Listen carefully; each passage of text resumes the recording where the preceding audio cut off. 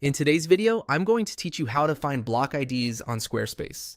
If you need to identify a specific block on your Squarespace site for styling, customization, or troubleshooting, this process is very quick once you know where to look. In this walkthrough, I'll show you the simplest way to do it using a browser extension designed for Squarespace. First, add the Squarespace ID Finder extension to your browser. This tool makes it much easier to locate block IDs without having to dig through code manually. If you haven't installed it yet, go ahead and add it to your browser's extension list. Once it's installed, make sure it's available from your toolbar so you can access it easily while working on your site. Next, go to Squarespace and open the site or page where the block is located. It helps to navigate directly to the page you want to inspect so you don't waste time searching later. Make sure the page is fully loaded before moving on, since the extension needs to detect the elements on the page properly.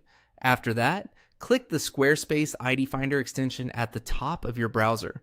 You'll usually find it in the browser toolbar area.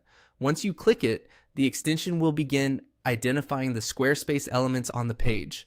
This is the key step because it allows you to see the unique ID attached to a block without needing any advanced technical setup. Then you will see the block ID. This is the unique identifier for that specific content block on your Squarespace page.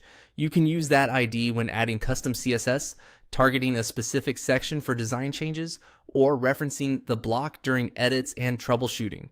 Be careful to copy the ID exactly as shown, since even a small mistake can stop your code or customization from working correctly. A helpful tip here is to double check that you're selecting the correct block, especially if your page has several similar elements like text blocks, buttons, or images.